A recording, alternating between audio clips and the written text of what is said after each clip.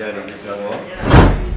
Saya merupakan salah satu NGO yang bersama dengan NGO gabungan bersama dengan Presiden kita Datuk Ridwan. Datuk Ridwan adalah Presiden bagi gabungan NGO di Malaysia. So kami pada kita lah sebagai NGO gabungan, kita sentiasa bergerak bersama dengan Presiden kita dalam apa-apa isu lah, melibatkan isu rakyat lebih-lebih lagi. Jadi semangat yang ada pada kita NGO ni, yang gabungan NGO ni, kita akan teruskan walaupun apa-apa halangan dan rintangan demi untuk kebaikan rakyat kita. Semua orang tahu pandemik COVID-19 telah memberi kesan yang banyak kepada semua rakyat, termasuk pengguna ataupun peniaga. Jadi kita sebagai NGO ni, kita akan terus perjuangkan segala kepentingan rakyat. Seperti yang saya katakan tadi, walaupun halangan dan rintangan tu ada, kita akan teruskan untuk membantu.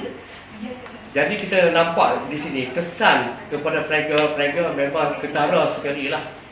Kesan-kesan kepada peniaga, lebih-lebih lagi saya banyak libatkan diri dalam organizer pasar malam. Kita tengok pasar malam ni dulu tu kita katakan peniaga 300 orang sebelum pandemik ni COVID. Tetapi sekarang ni peniaga pasar malam kita hanya tinggal dalam 50 orang saja yang berniaga. Disebabkan apa tu? Disebabkan peniaga kita dah kekurangan modal dan tidak berani ambil risiko lah. Banyakkan orang dah tak ada modal, pinjam kepada keluarga, pinjam kepada adik-beradik, pinjam kepada kawan-kawan. Jadi setengah daripada tu tak mampu lagi dah, yang pinjam dulu pun belum bayar lagi, lepas tu nak pinjam lagi. So sekarang ni memang keadaan sekarang ni telah memberi tekanan kepada semua orang. Lepas tu berita yang terbaru pula untuk gelombang kedua lah, sekarang ni dikatakan gelombang kedua COVID. So dah tentu dia akan merisaukan kepada peniaga kita lah. Peniaga kita lebih-lebih lagi pasar malam. Mereka bertanya dengan saya macam mana keadaan mereka, boleh tak teruskan mereka di pasar malam dan sebagainya. So apa yang kita tengok dan kita tunggu berita-berita selanjutnya daripada Kerajaan Pusat dan Kerajaan Negeri lah. Tapi setakat ni kita nampak ada ruang diberi, maknanya dapat berniaga lah daripada pukul 6 petang sampai pukul 10 malam. Jadi sedikit peluang dibagi untuk peniaga kita lah. So lain daripada itu maknanya seperti mana Presiden kita Datuk Ridwan, jadi kita kena bagi ruang kepada peniaga kita, jangan bagi tekanan bentuk cukai dan lesen sebagainya lah. Sebelum ni peniaga pasar malam ni dikenakan lesen lah, dia kena bayar permit dan sampah, bayaran pembersihan sampah. Tetapi pada masa COVID ni, daripada bulan 3 sampai beberapa bulan lah dia tak boleh nak berniaga ni. Tetapi segala kos permit dan sampah tu kena bayar oleh peniaga. Dan tentu perkara tersebut telah memberi tekanan kepada peniaga. Dalam masa COVID PKP dulu tu, peniaga tak dapat nak jalankan perniagaan mereka. Tetapi dia orang kena bayar tonggakan yang dahulu tu yang orang tak berniaga lah. So kita minta pihak-pihak PBT, pihak-pihak majlis tempatan supaya bagi satu peluang kepada peniaga, jangan bagi tekanan. Sekarang ni semua orang tengah susah. Jadi kita harap pihak-pihak yang mendengar, pihak-pihak yang menjalankan tanggungjawab supaya memberi ruang dan peluang kepada peniaga kita yang tengah keadaan kritikal lah kita kata sekarang ni. Kita terus bersama dengan gabungan NGO Malaysia ni, di mana saja kita tak kisah.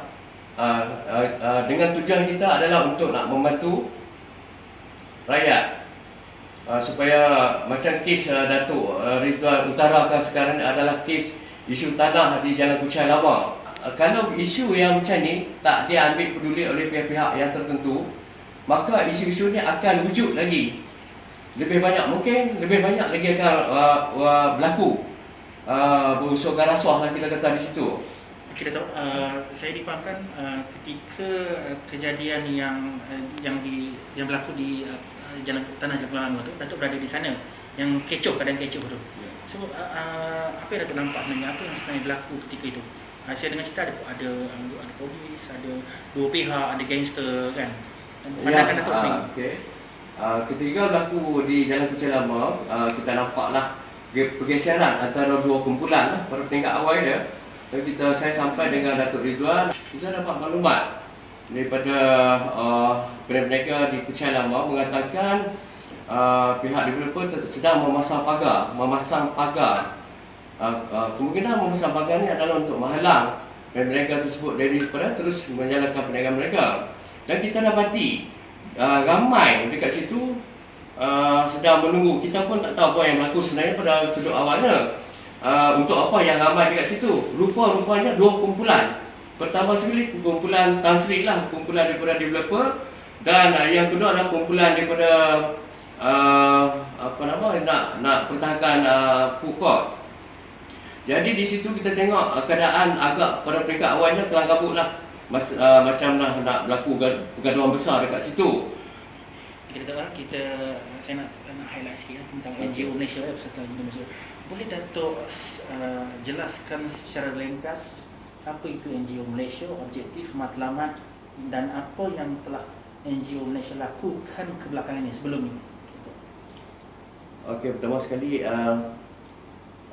kita perlu adakan satu badan kecuali dipanggil, maknanya bukan politik, bukan atas kepentingan politik ataupun apa-apa kepentingan lain. Maknanya NGO ni adalah satu badan bebas yang bergerak untuk kepentingan rakyat sebenarnya. Jadi matlamat kita cuba akan selesaikan, akan bangkitkan, akan buka segala isu-isu jika perkara kita rasa isu tersebut mengancam rakyat. Contohnya macam itulah, macam ni lah, jual tanah di bawah harga market dan sebagainya. Benda-benda macam tu. Bagi orang politik, kita mungkin dia nak save untuk nak mengeluarkan kenyataan yang macam ni. Jadi kita tak ada kepentingan di situ, tak ada kepentingan daripada mana-mana pihak. Jadi apa-apa isu sekalipun kita akan ambil benda ni dan highlightkan supaya pihak-pihak tertentu ambil perkara-perkara tersebut sebagai satu tanggungjawab.